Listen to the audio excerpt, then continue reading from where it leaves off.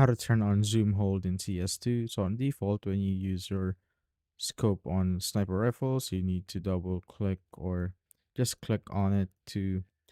So if you click on the first one, so if you right click, it will go to the first zoom, second click to the second zoom, and if you click on it again, it will just go out of the scope. So if you turn this zoom hold on, you simply go to settings, go to keyboard and mouse, and as you can see, zoom button hold. Now just simply click on repeat enabled. Now once you have that, you just simply need to hold on the right mouse key or on your scope keybind. And as you can see, it automatically zooms and zoom ins and zoom outs of the scope as long as you hold on to your scope key, just like that.